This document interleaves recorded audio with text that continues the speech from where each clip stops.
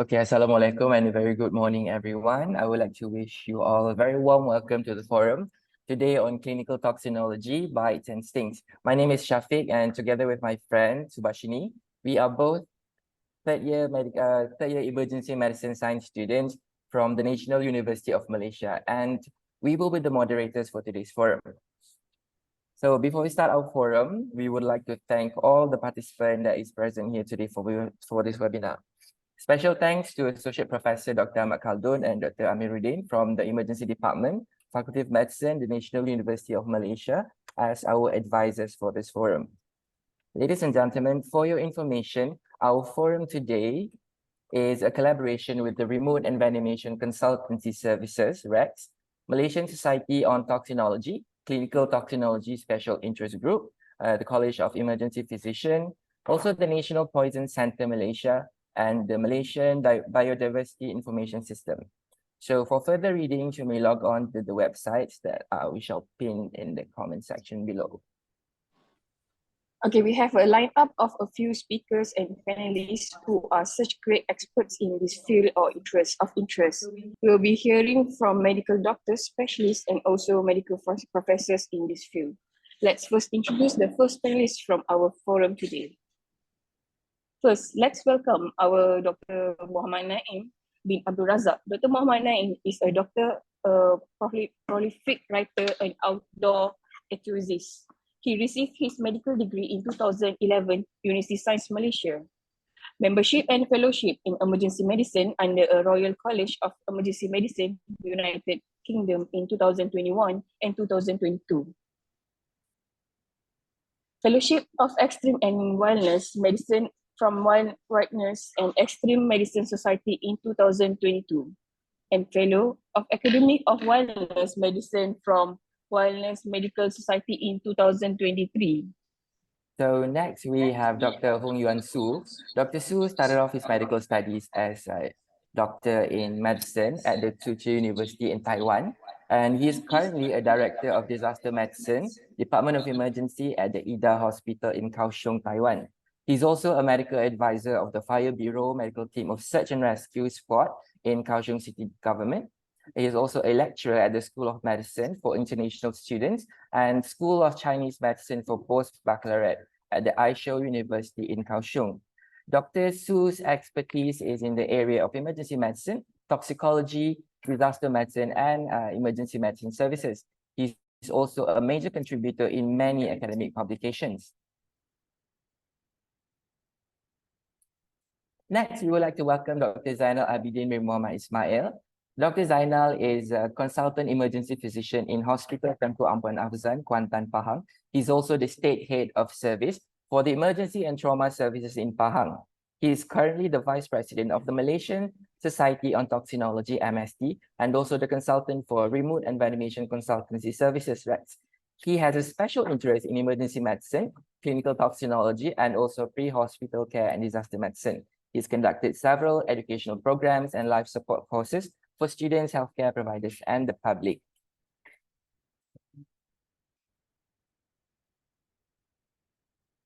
Okay, next we have also Dr. Vanessa Uyen. She has 16 years of experience in the Division of Medical Toxicology, and she's also a former Deputy Head of Division of Medical Toxicology at the Chore Hospital in Vietnam. She's a guest clinical lecturer at the Department of Resuscitation, Emergency and Medical Toxicology at the University of Pharmacy and Medicine in Ho Chi Minh City, Vietnam. So some interesting facts about Dr. Vanessa. Due to her vast interest in medical toxicology, she actually learned about medical toxicology by herself when she was a medical student. And she got a scholarship for a 3-month training course for a clinical toxicology in Taiwan in 2014, and actually won a full ICGF scholarship for a 2-year master's degree in international health program, concentrating on medical toxicology in Taiwan. She is interested in chronic poisoning and unusual poisoning cases, especially in traditional herbal toxicity and heavy metal poisoning. She's experienced in doing research on traditional herbal poisoning, occupational toxicology, cordyceps fungus poisoning, bigranite poisoning, snake bites, and the marine toxicity.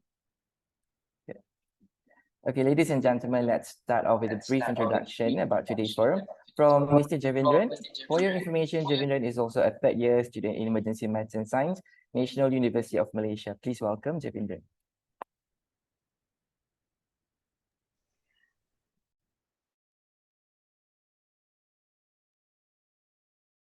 Thank you, moderators. Ladies and gentlemen, distinguished guests and fellow participants, it is an honor and privilege to welcome you to this important forum today. Our topic of discussion is one that strikes fear into the hearts of many and often goes unnoticed. It's too late. Venomous animal bites and sting, is it a problem? Venomous animals, with their unique defense mechanism, have been a part of our planet for millions of years, from snakes and scorpions to spiders and insects. These creatures possess a special ability to inject potent toxin into their prey or even unfortunate humans. The impact of venomous animals encounters ranges from minor discomfort to life-threatening situation, posing challenges that demand our attention and understanding. The goal of this forum is to shed light on the crucial issue, explore the various aspects of animal bites and sting, and consider the measure we can take to mitigate the potential problem they pose.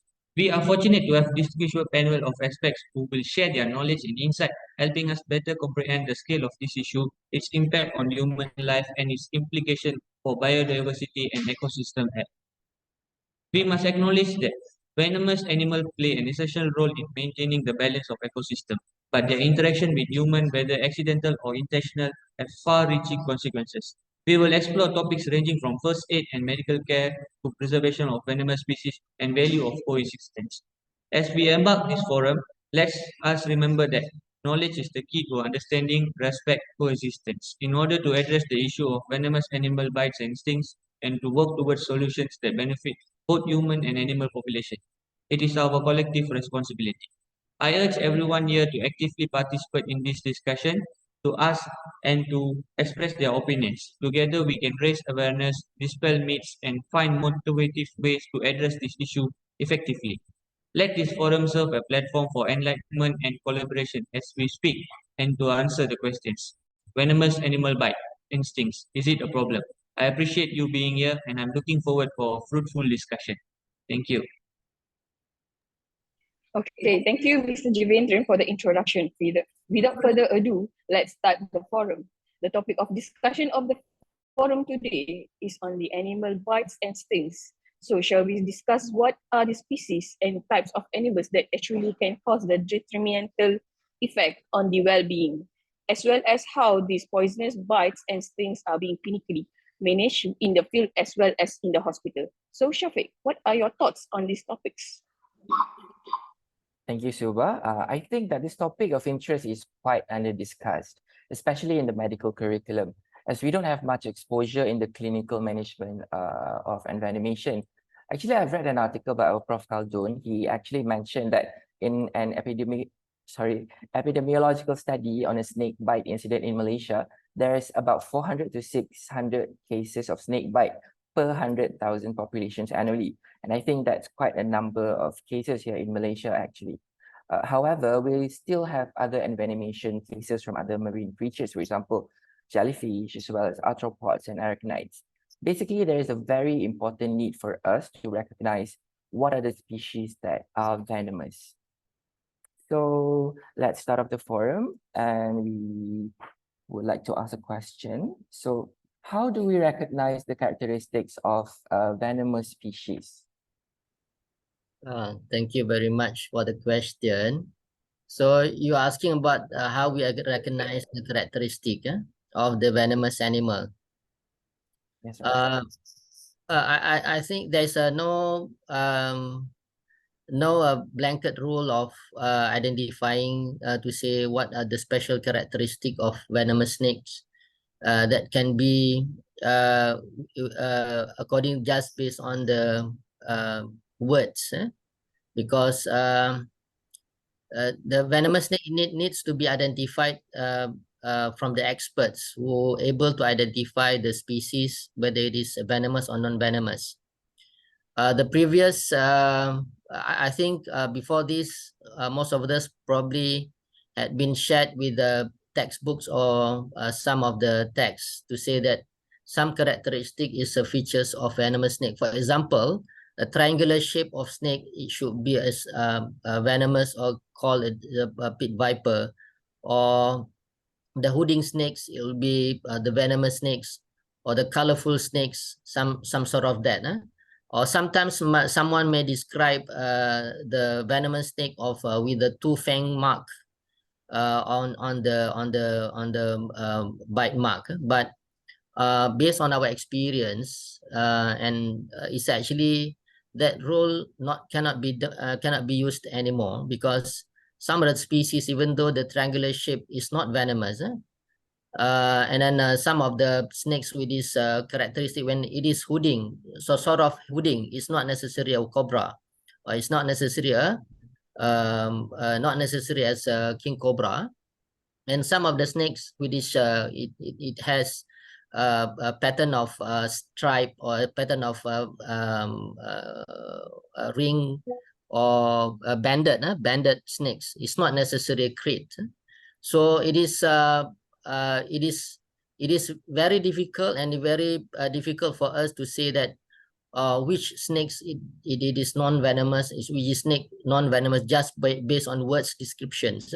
So the best way of describing or identifying the snakes, whether it is venomous or non-venomous, is by looking at the actual snakes itself, or by looking at the pictures, good pictures, and then it is identified by experts, or someone who is know well on the description, the snakes. Based on that, then that's the best description of whether it is venomous or non-venomous.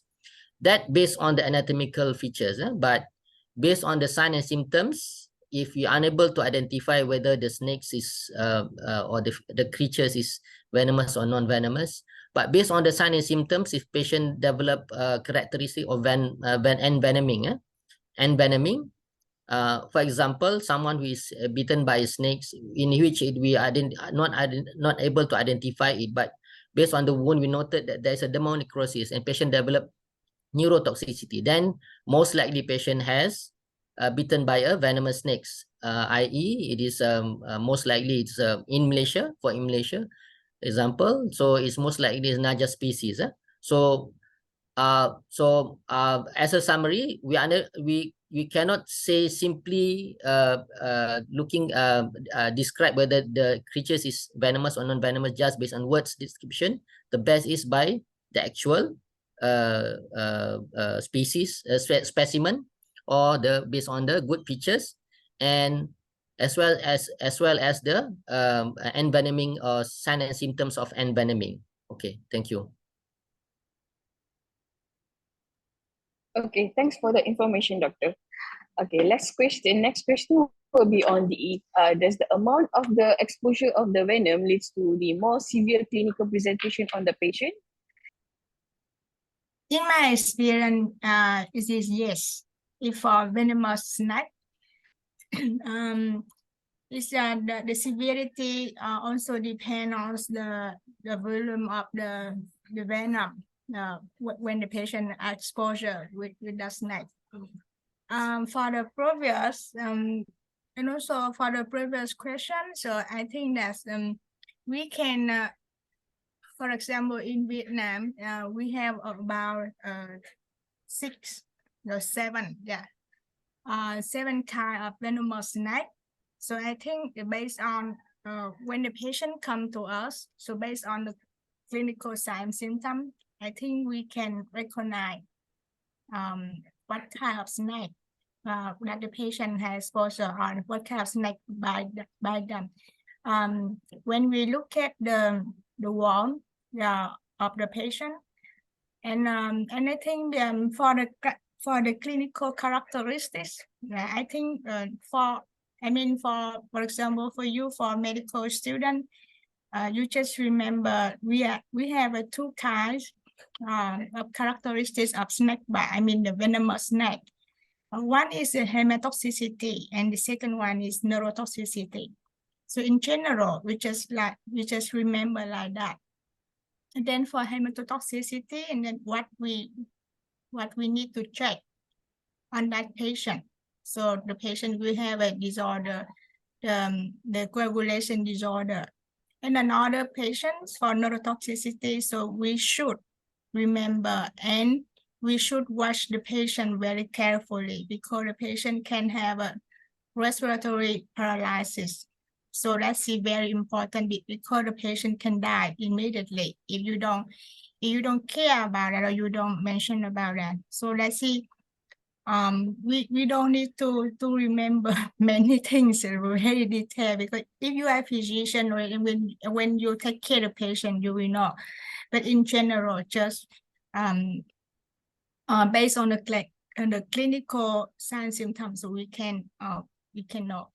And about the severity, I think it's depend on also depend on the sign symptom. We also can know that is severe or not severe. Right. For example, in my experience, when I took care of the patient and I see that, for example, for the green pit viper snake bite, so sometimes the wound of the patient just very mild, but in very even in long time, I mean the time when they go to the hospital, it take time, but it's still my case.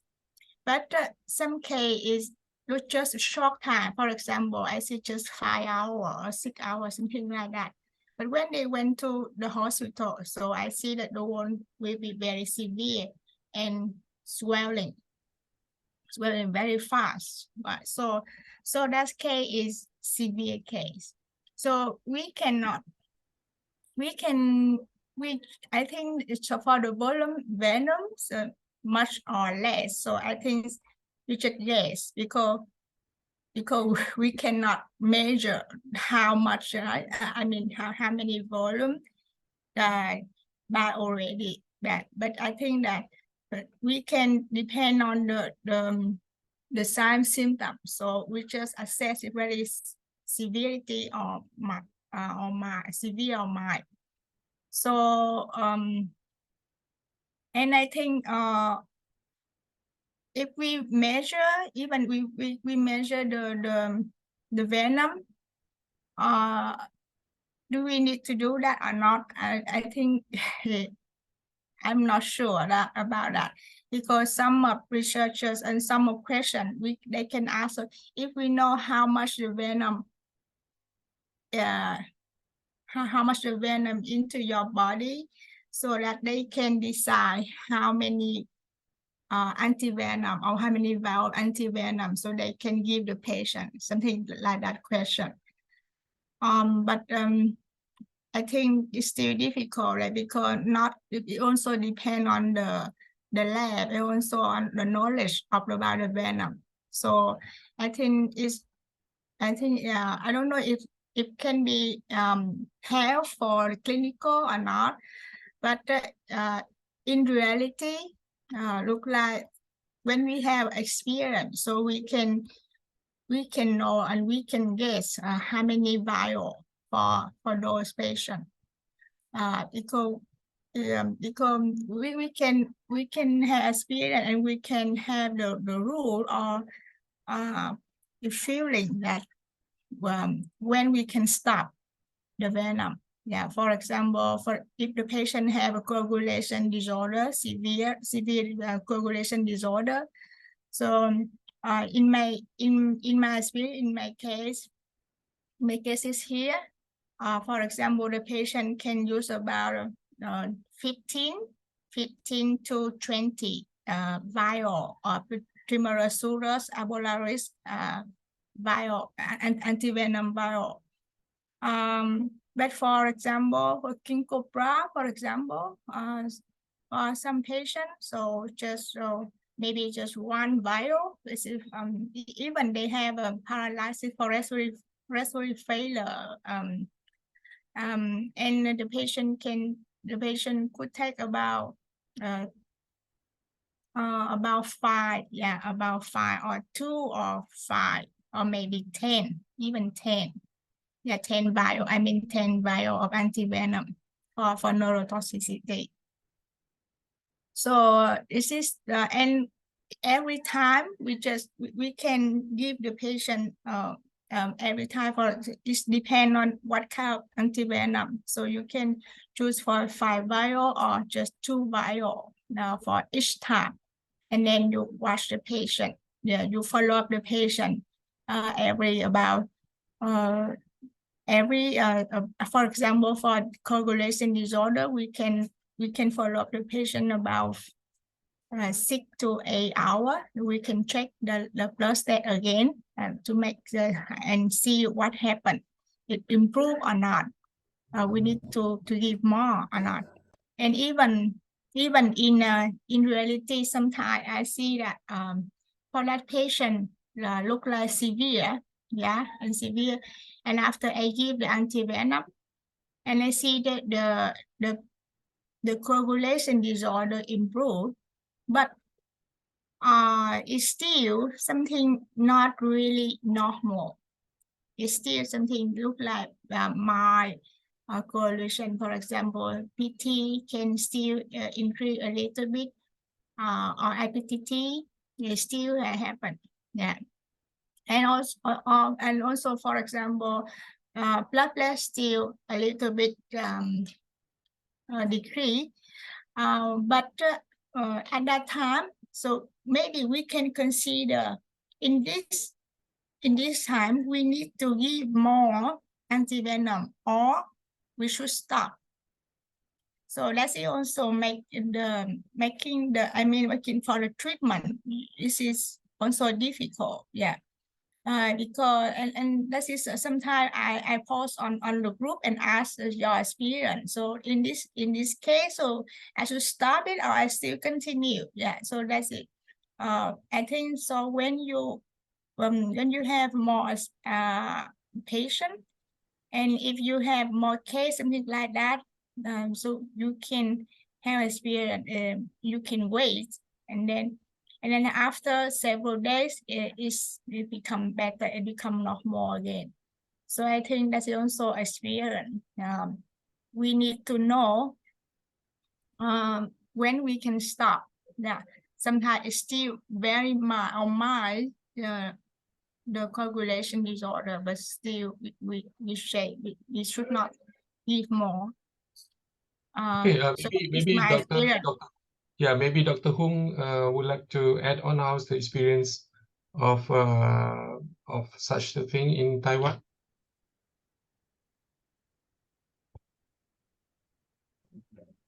Dr. Call, you say is the same question for this question?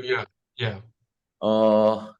I think that's it's quite difficult because every time bites or sting, I cannot know what amount of venons from the animal, like jellyfish or snake.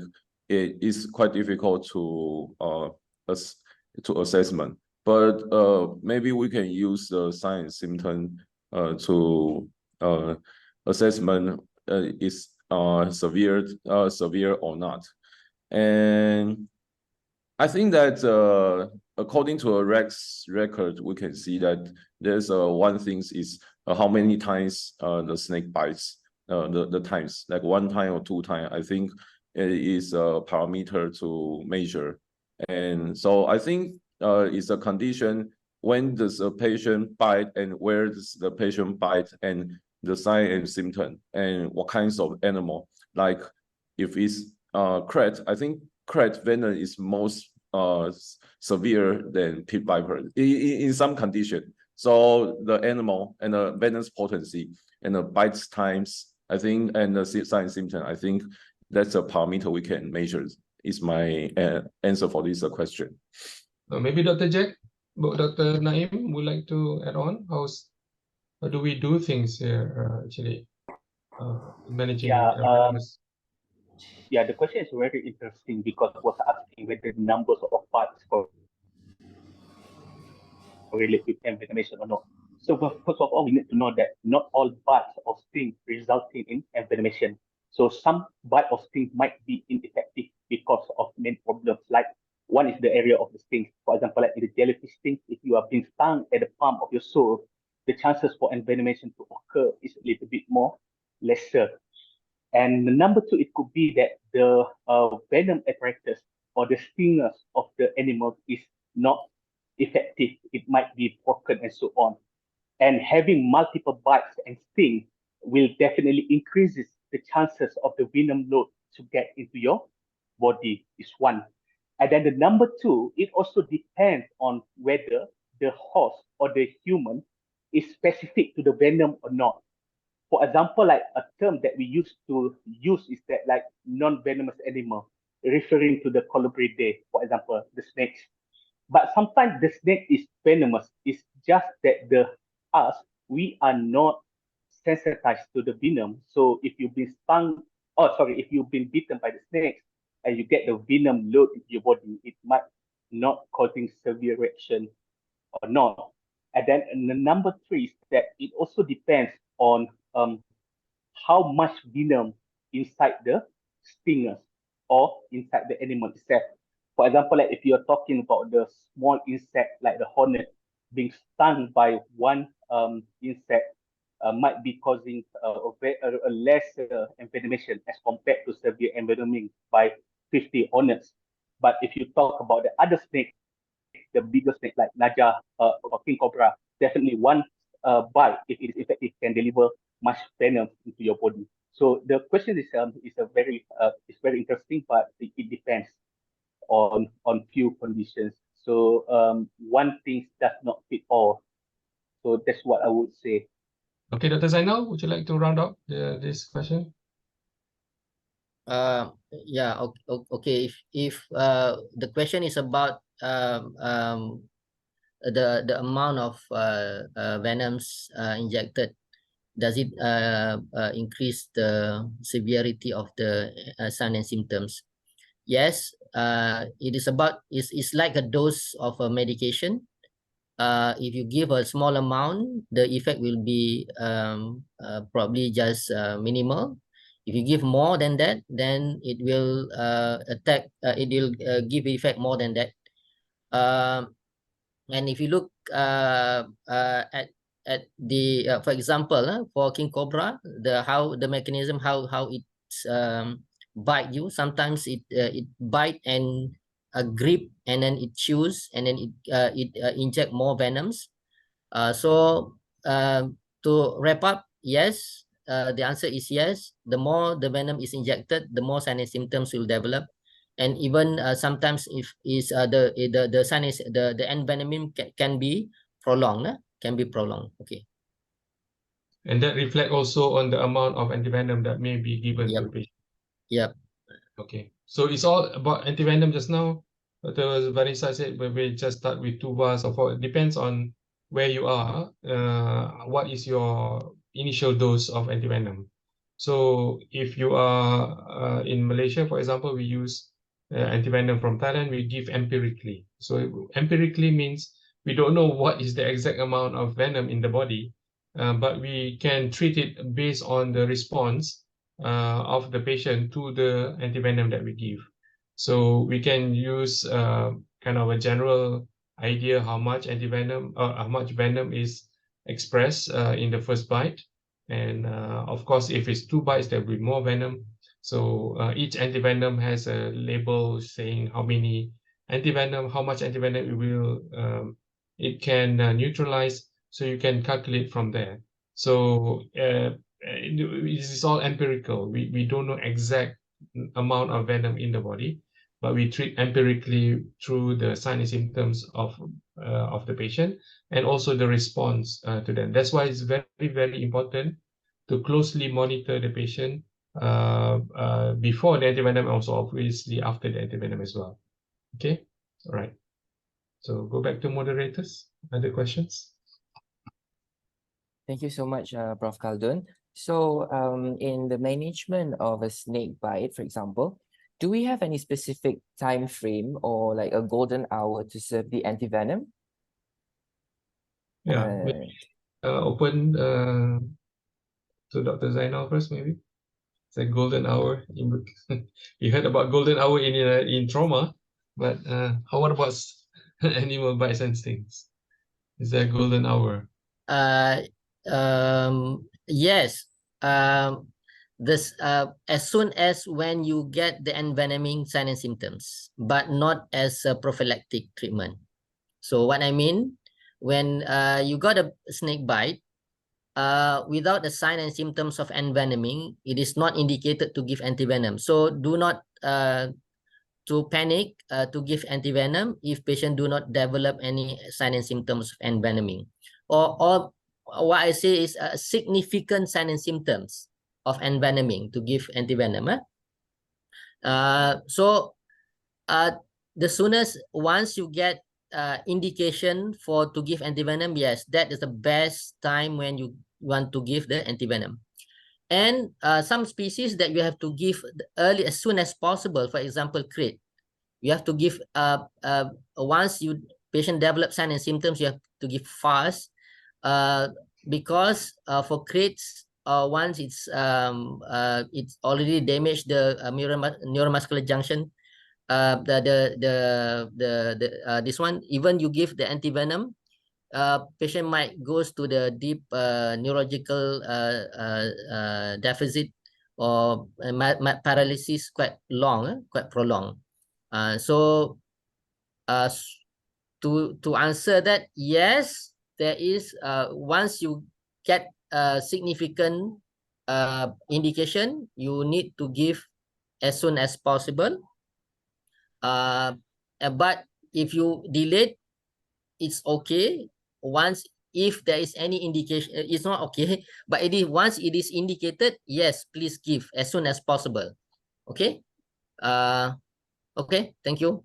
What about Taiwan? How do you have golden hour of giving treatment for bites and sting? In Taiwan, I think the antivenom is a kind of concept of the antidote. So for our Taiwanese people, if they got snake bite, especially the venomous snake, they will wish that they want to receive the antivenom as soon as possible. So I think it's a policy very different from Malaysia. Because now I'm in Malaysia for learn a rec from Dr. Cost, and I see here that the antivenom given here is need the indication.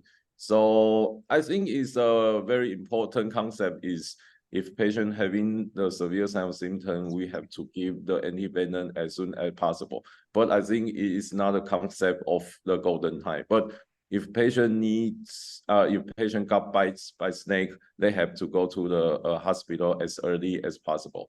But I read the records for that patient. I think the time for visit the hospital is really quickly, always in a 1 hour or is quickly. Even if they didn't have a big hospital nearby, they will go to a clinic and receive for the hospital doctors the instructions. So I think it's good. I think it's not a golden hour, it's need. If you really need, there's an indication. I think it's important. Thank you. Yeah, that's the very important point that you made about the patient themselves come to look for treatment when they get bitten, even before they have any sign and symptoms. So it's important that we have that kind of urgency in our public to have that kind of what we call awareness. Yeah, no matter if you don't have any sign and symptom, also it's okay. You are bitten, just come to the hospital, go to safety. We can monitor you because we don't know when actually the sign and symptom will appear. For example, as Dr. Zainal said, if it's a crate bite, you don't get the pain, so much pain. It's a very minimal puncture wound only. It's no swelling, but you can actually collapse, unable to breathe within minutes after the bite. So if you don't get to the hospital fast, just because you feel okay, then you might collapse at home. And we had a few cases like that, okay, where people think that it is only no pain, nothing. Why should I go to hospital? I just stay home. But 30 minutes later, they will collapse at home and unable to breathe. Yeah, so yeah, it's very important for us to increase the awareness about safety seeking behavior and what we call health seeking behavior after bites and stings, including poisoning as well, of course. Yeah. What about in Vanessa? You want to comment about this? In Vietnam. Yeah, in Vietnam, if the patient from the local hospital, I mean provincial hospital, some of hospital they have antivenom, but some of them they don't have. So if they don't have, so they will transfer to another hospital. For example, for the case from Calostolastma bite, so only Charai Hospital that we have the antivenom, yeah, because we import from Thailand.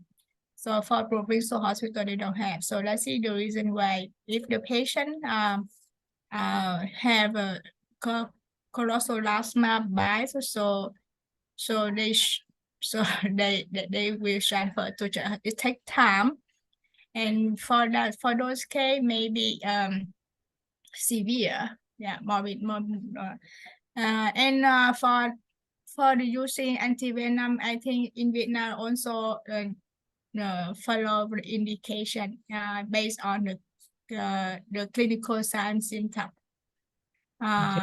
If the patient just maybe nothing, no sign symptom, or just and we don't see anything, we no swelling and just a little pain, something like that. So the patient still have not been received the antivenom until when, if we got the something disorder from the blood test, or if for neurotoxicity, so we will monitor the patient. And I remember one case of my patient. He has cobra bite.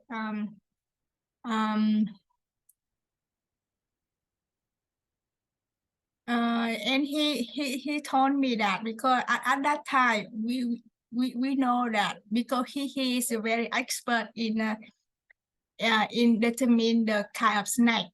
Yeah, he study about that. So when he come to the hospital, so he knows what kind of snake bite him. And he told me that at that time, very painful. But because he has not respiratory failure, so physician they still just let him wait. So they didn't give him the antivenom at that time. Even he feel very painful, and he really wish if he can receive the antivenom because he knows.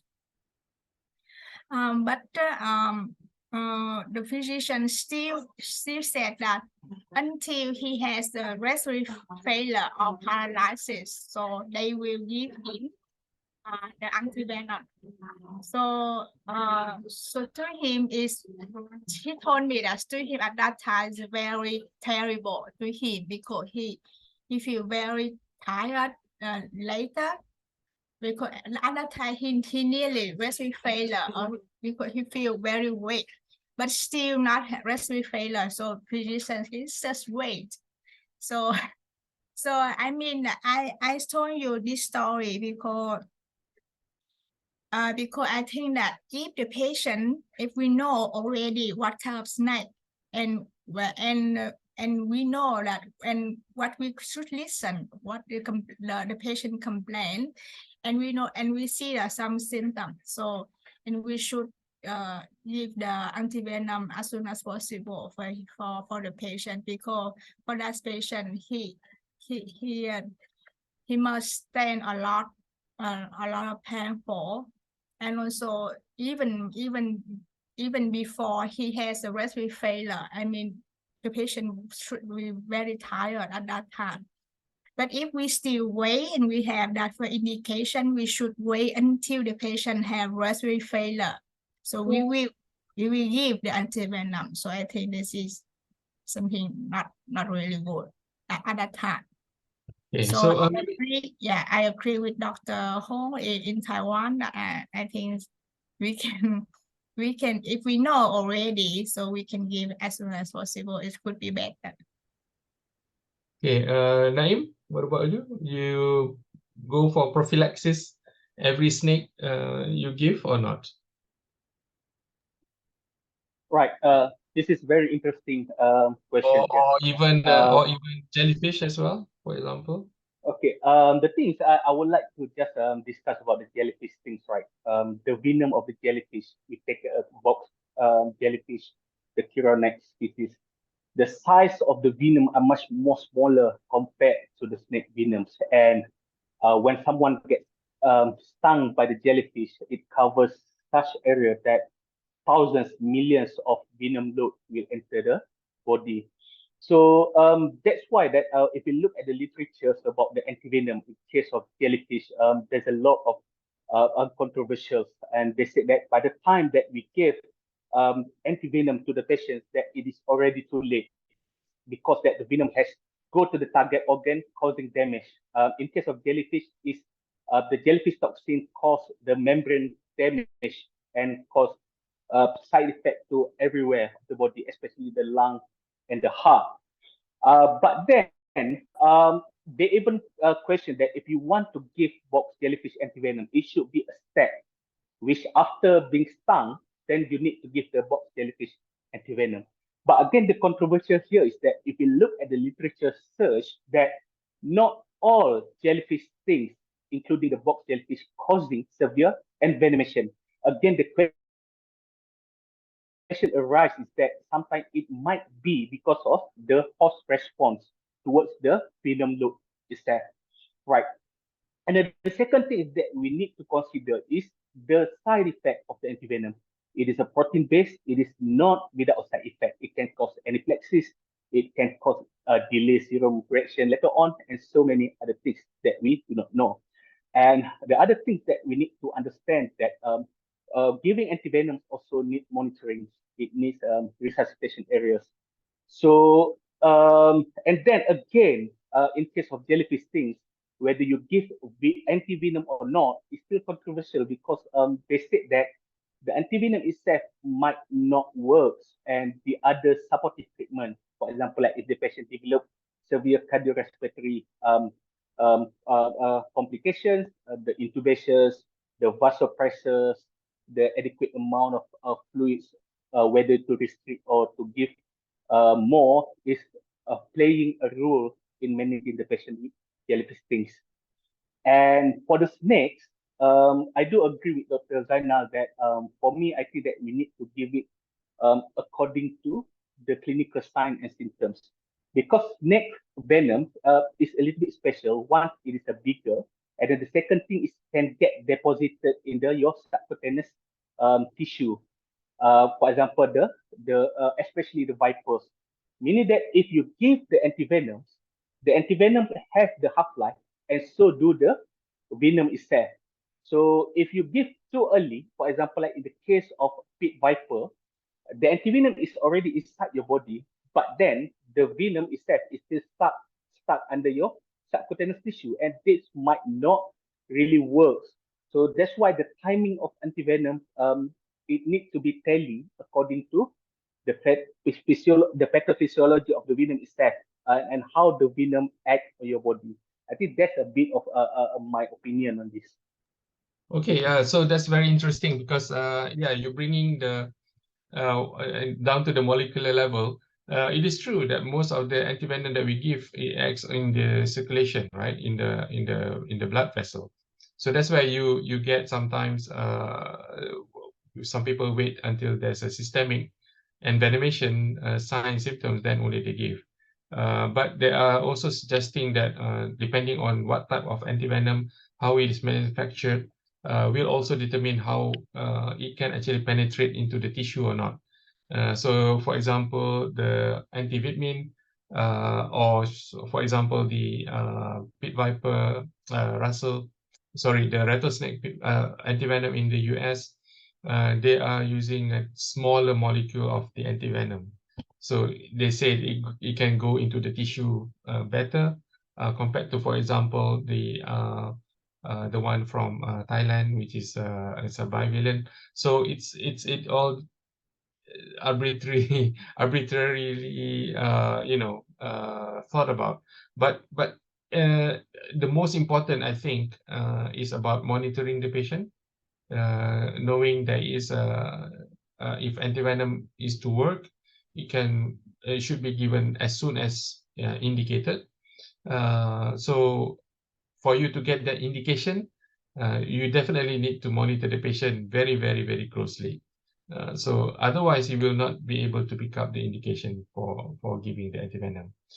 So as Dr. Hung said, if the patient can come early to the hospital, definitely will actually help in the monitoring process before the patient goes into systemic envenomation. Local envenoming, as Dr. Zainal said, there's not really much if we can do. If there is a local tissue necrosis already, antivenom will not reverse that tissue necrosis. Okay, but it can actually perhaps stop or prevent further a worsening of the tissue necrosis. Okay, so I think that's very good response from our. Is that sufficient? Okay, move on to other questions. Dr. Naim bin Abdul Razak. The question is, what can be done as a public? What we can done for the first aid, the exposure of stings or any snake bites is, and also they ask about how about the tourniquet use? Is there good practice or is a bad practice? All right. This is a very general question. But the basic is like this. When you have something offensive to you, the very first thing that you want to do is to stay away from that offensive things. So in the case of venomous animals, you need to remove any offensive things. For example, like if you have the snakes there, make sure that the snake is away from you. If there is a hornet stings, definitely you do not want to stay nearby their nest, right? The first one. And then the second thing is that when you are being stung by any venomous animal, you need to slow down the speed of venom from traveling to all other parts of your organs. So how do you want to prevent it? Is first is try to remain calm. I know this is very difficult things to do, especially during the emergencies, but if you are panicked, your heart will increases, your fight and flight response will be activated, the venom speed will be much more increases. So the thing is try to remain calm. I think everybody should go to the yoga class and practice how to remain calm, right? And the third thing is try to immobilize the bitten part, right? So immobilize the bitten part. That also help to prevent the travel of the venoms. Next is that you do not want any constricting part in your body, whether it's your clothes, whether it's your jewelry. So try to take it out. And the fourth thing is that you need to bring the victims to the hospital fast, right? Because you do not know when the venom will act on your body. And then the number 5 is that something that public need to learn is how to administer the CPR or cardiopulmonary resuscitation. Because it's that it is a very sad truth to learn that, for example, in case of jellyfish sting in Sabah, we found out that most of the victims from the sting by box jellyfish stings, they died because of delay in seeking the healthcare. And when the patient developed signs and symptoms of cardiorespiratory arrest, early CPR was not being administered. So I think it is very crucial to learn about the CPR among the public. And the next thing is that you need to administer the first aid, the things that can help the victims. For example, like if you're being stung by jellyfish, your first aid treatment would be to apply a vinegar on to the stinging part, right? And if you're being stung by other things like hornet and everything, you can actually try the cold pack, etc. Now, coming back to the next questions, whether the tourniquet, is it going to be helpful or not? So the question is, it depends on what type of animal stings that happen to you. The rule for this is that it should not be done for any things that cause severe tissue reaction or the cytotoxic reaction. For example, like you being stung by pit vipers, right? Pit vipers cause coagulopathy, it causes tissue damage. So it should not be done. The number two is that, for example, in the case of jellyfish stings, it causes a lot of reaction. It has the cytotoxic stings. So don't do it, right? And for other things like the neurotoxic animal, like your crates or your sea snakes or your blue ring octopus or your blue ring octopus, that's one is something that you can actually do, the pressure bandage immobilization. But then I think that a good question, one of my colleagues asked me, what about if you are in the jungle, which is 6 hours away from the hospitals, and you've been bitten by the king cobra? Are you going to put your tourniquet or not? If you don't put your tourniquet, there's a chance that the venom will go into your body, causing the cardiac arrest. And if you put it, the tissue damage will be there. Patient may lose their limbs. But this is just a question, but out of box of thinking. But this is in the special situation, which is in the wilderness setting, 6 hours away. So in this case, the first rule is do not do it. But we have to remember that in certain cases, right, you are far away 6 hours, you need to go back to your judgment and the agreement between you and your patient. And you need to explain to the patient, if you put this tourniquet, there's a chance of your limbs will go away. But if we do not put it, there's a chance that your life will go away. So it depends. It depends on where you are, and it depends on whether it will bring beneficial or harm to the patients. Right. Thank you. Okay, basically it depends on the location and the time frame to reach the hospital. To use and not to use is no harm lah. That means kata lain.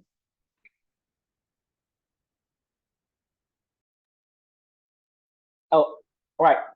Let me clarify these things. As a general rule, do not use it for any stings or bites that can cause cytotoxic effect or damage to your skin. This is the number one rule, right?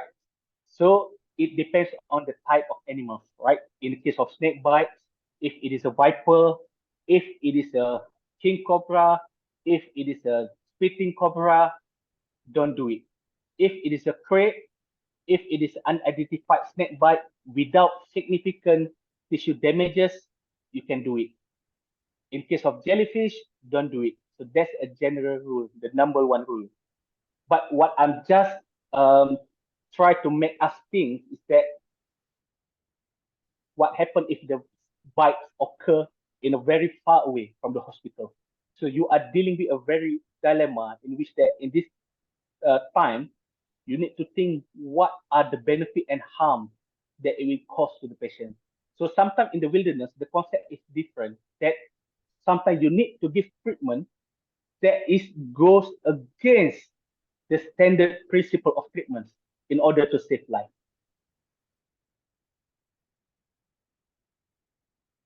Right? So what is not cannot be done. That's the number one. But sometimes you need to go against the principles depending on your judgment, depending on the agreement of the patients, depending on the situations. All right? Okay, Hung, Dr. Su, would you like to add on? I think in Taiwan, we educate people that if your gut snake bites or some stings, and we will teach them to be calm and stable, and they will call 119 as soon as possible. You know, there's a 119 is very convenient in Taiwan. So in Taiwanese people, they will do not many things they can do. They just call the 119 and go to a hospital and immediately. I think it's very quite different from Malaysia. But I think one thing is important is for identification of the snake. I think is important. And I think it's interesting in Malaysia because that the people here will take a picture or kill the snake as soon as possible. So I think identification for snake here is very the cases can make an identification with a snake, but it's difficult in Taiwan because Taiwanese people see a snake, they will run away and they cannot take a picture. So our cases, maybe 1/3 of cases cannot identify the snake. So I think it's very interesting. In Taiwan, the Taiwanese people always call 119, go to hospital. We didn't do some like bandage, like tonic, because I think, there's a things called evidence-based science, evidence-based medicine. So I'm not really sure it's work or not, but maybe we have to do something before we go into a hospital. But in Taiwan, we just call 119. Okay, it's my opinion. I'll call Dr. Su. Zena, would you like to add on? It's very interesting. Public education about first aid or the appropriate first aid. Okay, yeah. For first aid, it depends on which animals that bit you. For snakes, 3 simple rule. 1 is calm. Number 2, immobilize. Number 3, send patient to the nearest healthcare facility that the antivenom is available. So for other stings, it depends. For example, if for jellyfish, okay, we can, in Malaysia, probably we can use vinegar and then bring the patient as soon as possible. For others, stingers, I think the same rule, keep calm. Okay, the first one is keep danger off from the animal. And then number 2, keep calm, and then bring the patient to the nearest healthcare facility as possible. There are a few that is we are not and it's not only tourniquet. Okay, for tourniquet, I think we have a few that is quite we say it similar as tourniquet, but the application is a bit different way. One is tourniquet. When we understand tourniquet means you are using like a knot, a rope or anything that we tie on the one side, usually above the bite mark, and then we tied it. It depends. Most of the time it is keep tight, but we are not sure whether it is obstructing the flow of the venous and artery. So that's the most dangerous one. But we also have another 2 type of way. Number 1 is compressed bandage. Okay, compressed bandage. I think this one is introduced by Prof. David Worrell in Myanmar. They put up the like a bandage in which towards the bite area with the pressure sort of bandage for a while to prevent further and venom from goes into the systemic circulation. Another one is PBI, pressure bandaging immobilization, in which PBI is we put the pressure bandage along the limbs. It's not only at the bite side. So this one is quite good if we are unsure of the species, and there's no dermal necrosis or any necrosis at the bite area, then the one is quite good. So probably the one is the other options beside tourniquet. I think that the PBI or pressure bandaging is quite more useful compared to tight tourniquet. So another way of giving first aid, some bites like what marine animal sting, or like what we call it, the stonefish or the stingrays, probably the hot water immersion. But hot water immersion is we need to is actually to control the temperature and ensure that the temperature is not so high that it can cause more harm to the patients. So for first aid, it depends on to make it simple, away from danger, keep calm, immobilize, bring to the nearest healthcare facility. And tourniquet, we don't advise. What Dr. Naim said is actually probably PBI. Sorry. probably PBI is more Yeah.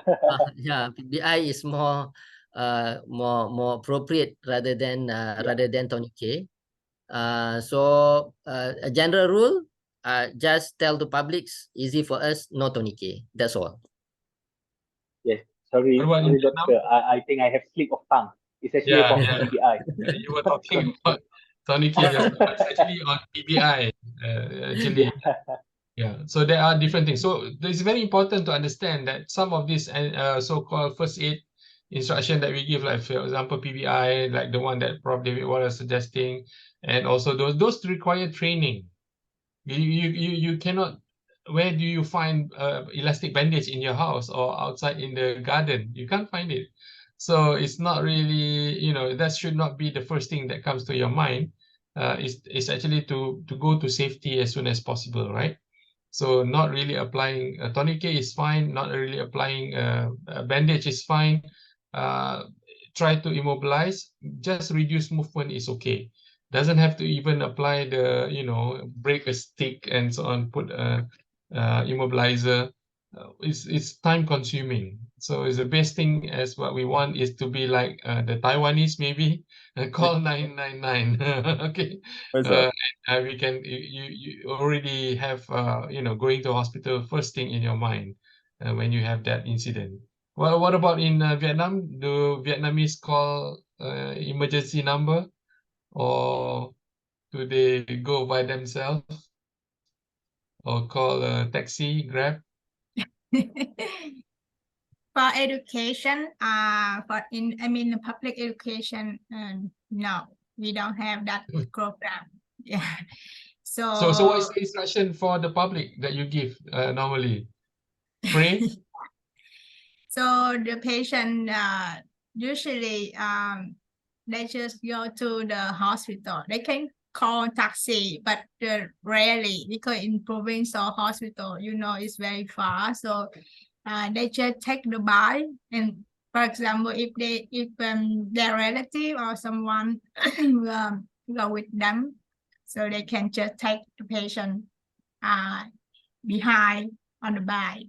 Yeah, on the motorbike, and then go to the hospital as soon as possible if they want, or maybe they think it's nothing, it's still okay, so they will go to the, how we say it, the practitioner. what they say, like snack, how we say it, like snack man or something like that. So they can apply the plan or something, and I don't know, but they have but I will study later about that plan, because they say that they have the plan, the plan, they say snack by plan. That is the name they call that. So they can apply that kind of leaf on the wall, on the wall, so it could be better. So they believe that. Yes, we still have those cases, and after when they present to the hospital. Yeah. So when I I also see that in Malaysia and so Taiwan, so where you have, especially in Malaysia, you have the good public education, so people can know more. But in Vietnam, no, we still have not that program. Yeah, maybe you can start the public education on. I think they also don't call the emergency number. They just go to the hospital. Yeah, I mean, yeah. So I mean, that's one thing we have to consider is public education, right?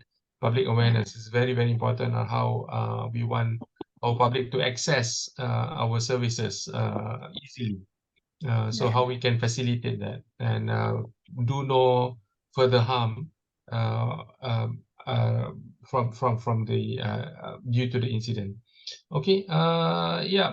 Because I think this is depending on each country how we practice safety-seeking behavior or safety culture.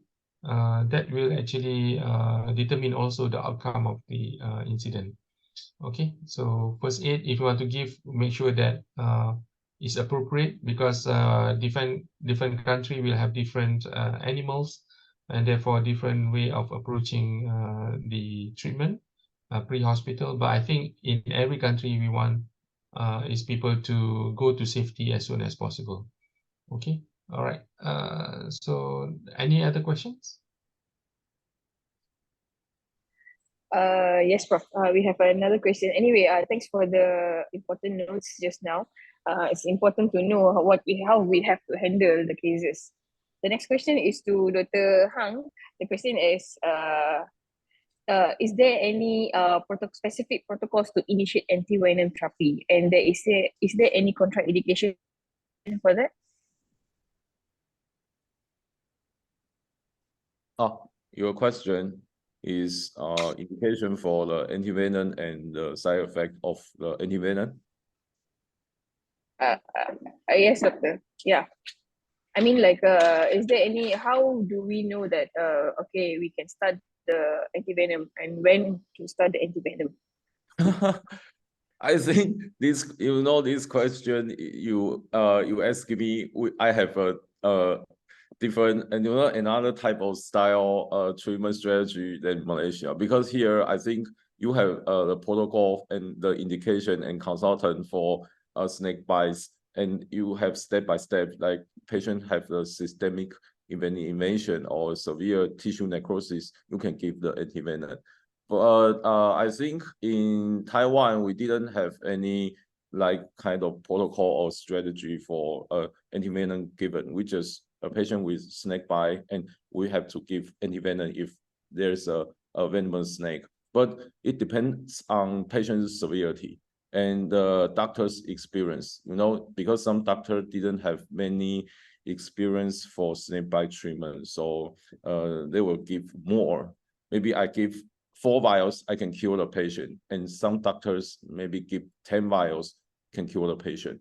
So in this question, I just have just answered that it depends on patient's doctor's experience and patient's severe symptom. Like I said, the indication. I think indication is important because if you develop some systemic complication like neurological symptom or some coagulopathy, I think given the antivenom is necessary, even if the patient having some side effect such as allergy to the antivenom, because antivenom is like is from the horse, some animal serum, so it maybe take some anaphylactic effect. So I think the indication is important. If you have indication, the systemic problem or severe tissue necrosis, I think is necessary. Just for me, I just tell that in Taiwan, we just call 119 and patient sent to hospital. So why they go to hospital? Because they want to receive the antivenom. So if they having a snake bites and even have no severe symptom, we will give the antivenom to them. But here I think it's good. I say in Malaysia, because you have strategy and you have the recs. I think it's good. It's my answer. Maybe Dr. Zainal want to comment about it. How do we approach in terms of maybe educating our I mean, what is the difference between what we do in Malaysia, for example, in managing such patient? We have guidelines. Thank you, Prof. In Malaysia, we have developed our Malaysian guidelines and it was published in 2017. We're hoping that we are going to revise the guidelines this year or probably next year. So in that guidelines, it is clearly stated that it depends on the sign and symptoms. So the indication for antivenom is only when there is envenoming. We able to identify there is a significant envenoming that require antivenom. So it depends on the species. So if it is elapid, so we can look at whether there is a systemic envenoming, like neurotoxicity, like muscle paralysis. Then there is a clear indication. In some in local envenoming, for example, with dermonecrosis, with increasing of pain and increasing of the swelling, increasing of the size of the dermonecrosis, then we might consider to give antivenom as well. So it depends on the species and depends on the antivenom that we are using. And another indication, if there is for example, for pit vipers with evidence of hemotoxicity with coagulopathy, or there's then we give the antivenom for the hemotoxicity for the pit vipers antivenom. But Zana, I just want to just cut you off there a bit. I just want to ask, how do we then approach a situation like the one in Taiwan? They just simply give antivenom because the patient asked for antivenom. So because how do we approach that situation in Malaysia? Do we give antivenom just for the sake of patient asking antivenom? No. We don't give just we give antivenom. It was a practice because there was a practice of this before, right? In our country. Yes, it was. You know, before Prof. Carl started the Rex. No, it's not me. It's actually even the non-venomous snakes also people give polyvalent antivenom. And in fact, even the decision to give the antivenom also, we are not sure. People think that polyvalent can be given to all type of snakes, and any polyvalent can be given. For example, previously even non-venomous snakes we give neuropolyvalent. In some snakes in which it is coagulopathy but given with neuropolyvalent. And we don't realize that the neuropolyvalent is only covers for four species of snakes. It doesn't covers for the pit vipers. But I thought it was covered for everything. Okay, and in fact, we had used polyvalent from India, means neuropolyvalent from India, in which it is not proven to be effective for species in Malaysia. So the previously you just bang for anything with a polyvalent. If you're not identified, you are unable to identify the snakes, we just bang anything with polyvalent. What sort of polyvalent? So now we have changed our practice, in which number one, we only give antivenom if there is indication, in which either systemic envenoming, it depends on whether it is neuro, hemato, or myotoxicity in Malaysia. So all local envenoming, and every antivenom we give to very specific indication to specific species. If we able to identify it is cobra, then we give the cobra antivenom. In Malaysia, 2 species, Naja cautia and Naja sumatrana. That these two species. If we identify is king cobra or Ophiophagus hana, then we give the Ophiophagus hana antivenom. If we identify with crate, then we give crate. But problem is incidence of crate is very rare, and not all hospital has a crate antivenom. So we just give neuropolyvalent, because neuropolyvalent, it contains antivenom or towards 4 species, which is a cobra, king cobra, and Malayan crate and banded crate. So 4 species. So we can use it. But depends, the dose is depends. For systemic, for cobra, we give 10 vials, king cobra 10 vials. But if you are using neuropolyvalent, you can give 5 vials for the first dose. But to give antivenom, it not only I add on another one. If it is for pit vipers, for pit vipers, for Malayan pit vipers, we give very specific to Colasalasma rhodostoma antivenom, 3 vials. But for other Trimeresurus species, other than Malayan pit vipers, then we give the green pit vipers 3 vials as well. But once we give the antivenom, it is not the end of the treatment. We have to monitor the patient. Number 1, monitoring one is the antivenom given is responded or not. If responded, then we just continue monitoring, and we don't need to add on another dose. But after we give the antivenom, if the envenoming doesn't resolve, but depends on which antivenom we are giving. For Elapid, we revise after 1 to 2 hours.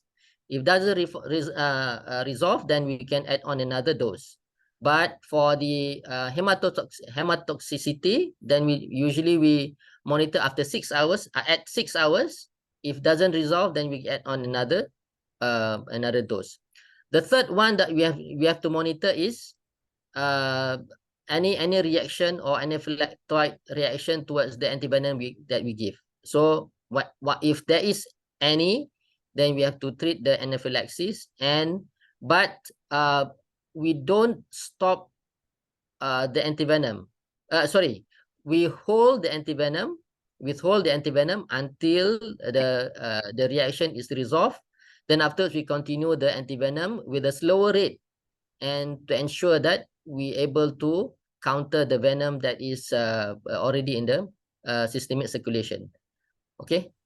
So basically we have a guideline, a national guideline. That's very important. That's the key word there, the milestone that we had was having a national guideline on management endorsed by the Ministry of Health and distributed throughout all the hospitals. So that is actually the one that may be slightly different to Taiwan. I'm not sure about Vietnam, but because of the national guideline, we made that guideline with the evidence that we have at that time. So if you were to practice your own way of treating snake bite, and then you have to justify why you're doing it. So that's what our take is. If let's say you manage snake bite, for example, or other animal bite instincts, and you did not follow the national guideline, you have to justify why you're doing it different. And if something happened to the patient, patient may not have an optimal outcome, then you have to answer for that, why you are actually doing it differently. So if let's say you're doing it differently, you must have some other knowledge that maybe you are, not in the national guideline, for example. So I think that's the cornerstone of how we manage things in Malaysia. Is basically we come together, sit down, and provide all the evidence that we have, and we have that guideline in general. So I think that's the main, I think, important cornerstone that we had in our country that changes how we, for example, the issues with antivenom, how variation of individual physician in treating snakebite, for example, even down to the level of pre-hospital care as well. where we include the national emergency number for call and what to do. So all those things help in terms of standardizing the treatment that we give to patient, and that brings closer to safety, of course. Yeah. So does Vietnam has a national guideline on snake bite, or are you working towards that, or how do you do No. it? No. Okay.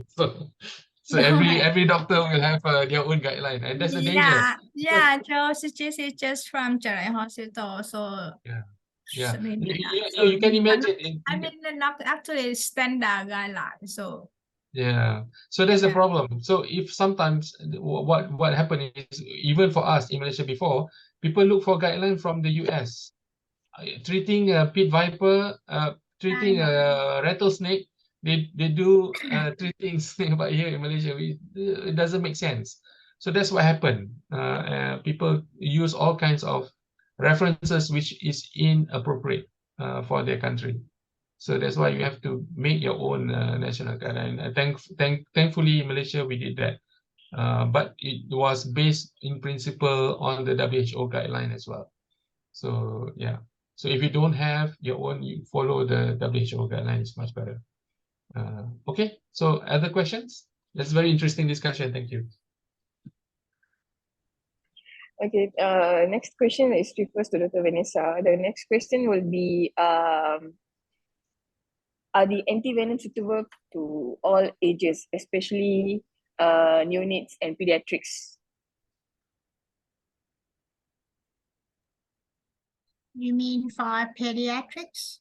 Yeah, is the dose the same for pediatrics for antivenom, or is it different? Pediatrics and neonates, doctor. And unique. Okay.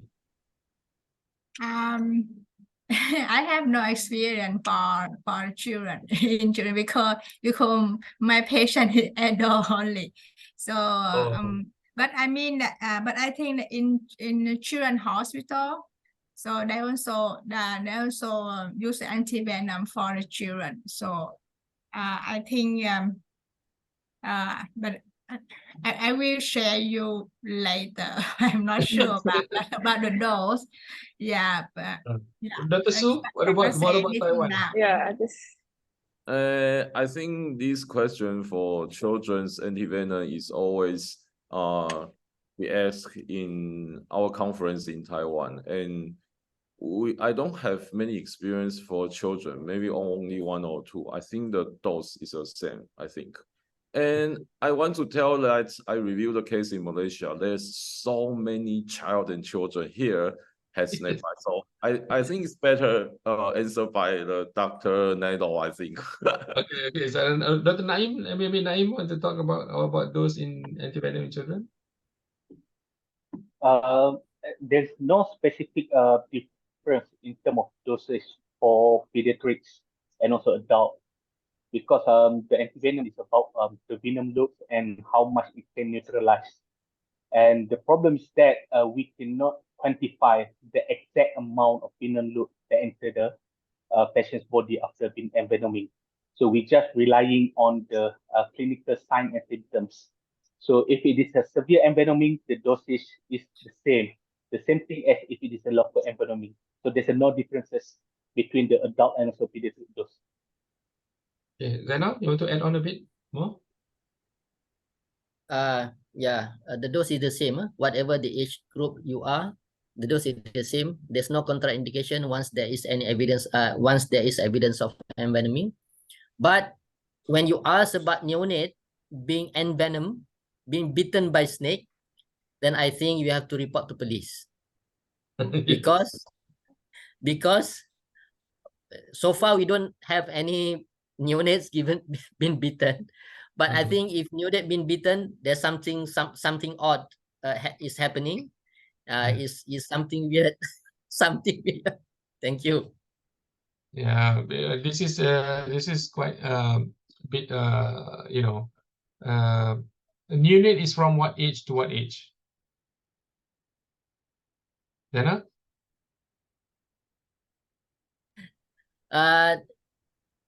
Neonate is from 0 to up to one month. 1 month Yes. only. Yeah. Yeah. So very, very unusual that the child is the baby is really exposed to snake bite, right? Unless obviously you put the baby, the neonate on the floor. Those are the area for risks. We did not. I think the youngest we had a child is I think 4 months old. 4 months old baby, and it occurred in Putrajaya. Of all places, you know, and the child was put on the floor, and he was bitten by a cobra, and it's quite severe, and the child eventually passed away, even though we have given her the antivenom needed for that particular bite.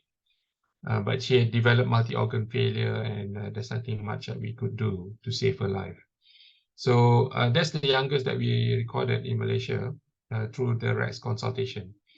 But as Zainal was saying, as Naim was saying, the dose is the same if we had such cases because we are trying to neutralize the venom. The only difference then is to give how much in terms of the dilutional volume.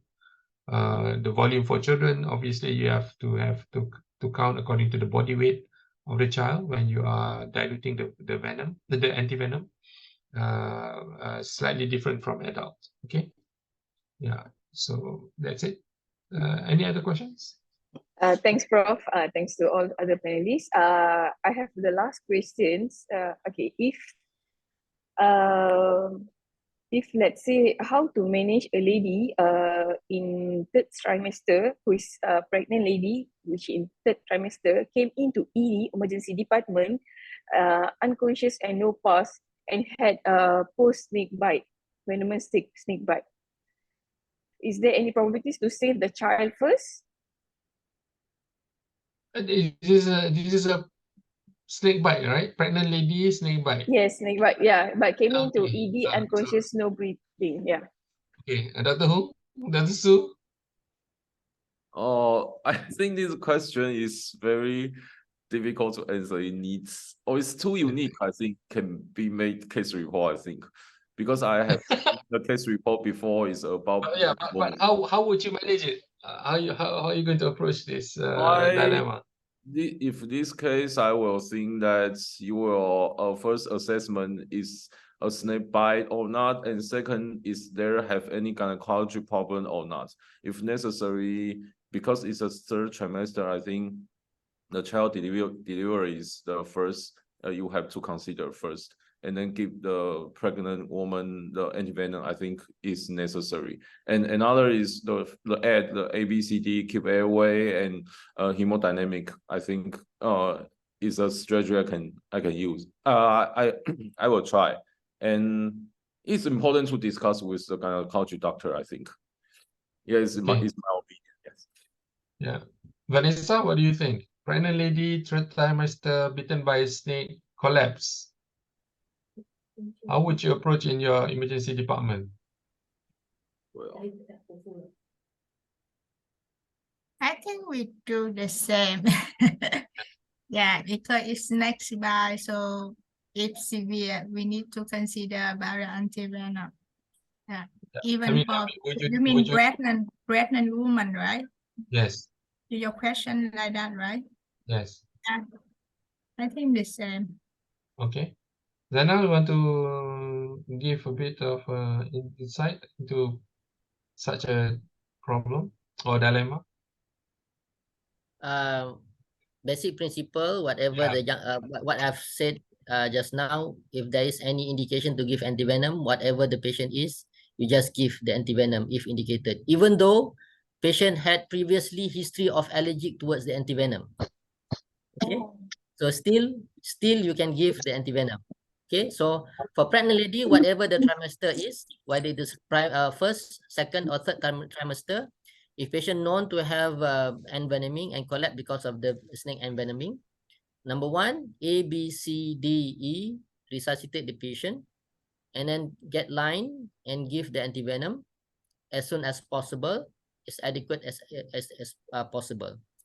And then whether to save mother or child or mother or the baby, once you save the mother, you will save the baby. Okay, so that's the principle. So save the mother first, so we'll save the baby. What is there any role of this one is extra, but is there any role of perimortem cesarean section? Yes, there is. The reason for perimortem cesarean section is actually mainly to save mother. It's not to save baby. Okay, you must understand that. But for this type of case, yes, you can discuss with the ONG specialist. We might consider of perimortem cesarean section to save mother, and if you able to save baby, that one is extra. Okay, thank you. Naim, Auster situation? Yeah, I agree with Dr. Zainal, but we need to understand that every approach to cardiac arrest is the same regardless what are the causes, which is to restart the heart and also to treat the underlying causes. And we need to understand that in a snake bite, the causes of cardiac arrest when patient with bitten per snake is so huge, you know. It can be because of the neurotoxic paralysis. It can be because of the lung or heart stop breathing. And it can also be because of the severe bleeding in the brain's retroplacenta. So in managing this patient, the standard ALS measure must be taken. And as Dr. Zaina mentioned, the consideration for perimortem cesarean section should be considered at 4 minutes of resuscitation and be done by 5 minutes of resuscitation. And in fact, some paper also mentioned that you can also even do it even after 2 minutes, 20 minutes of cardiac arrest. And the benefit is actually for the mothers. So antivenom should be given based on what are the most likely snake involved. And whether you can save the baby or not, that's a different thing, because there is not much case reports on these cases, so we do not really exactly knows a lot of these cases. So yeah, follow the standard ALS resuscitation measures. Okay, thank you. So we go back to our moderators, or if not, we can proceed with the next activity. Thank you to our panelists for such very insightful knowledge that we have today. So next, I think we could proceed to our next session. So we will have a short Kahoot quiz, and I would like to invite Prof. Khaldun to conduct the session. Okay, so everybody is welcome to join. Even the panelists, you can actually join in as well. Okay, so we start now, yeah? Okay.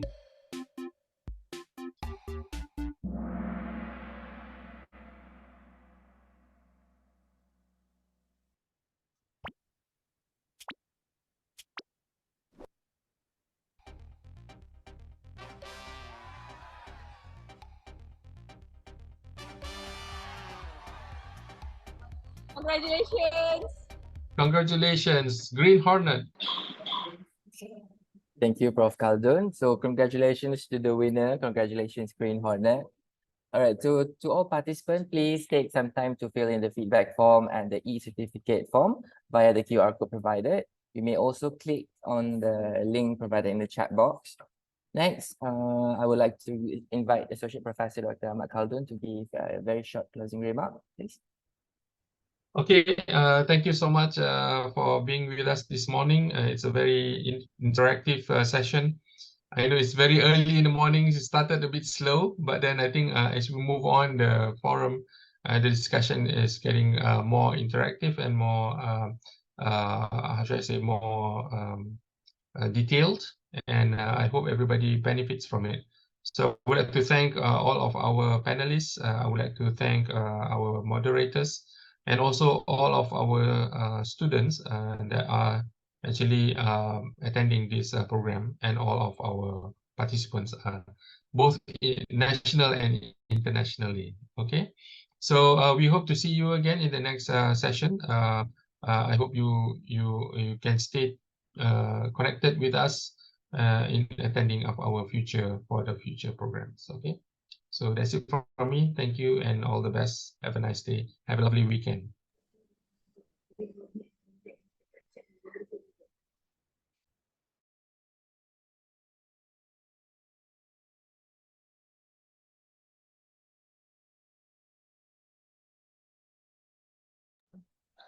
Okay, ladies and gentlemen, before we end the event today, from our organizing committee, I would like to take this opportunity to wish our Dr. Vanessa Oyen for her birthday today.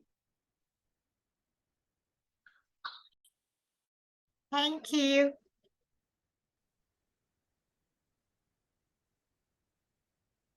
Yeah, happy birthday, Vanessa. Thank you so much, all of you. I'm very happy to join the forum this morning. It was so special in my birthday. Thank you so much.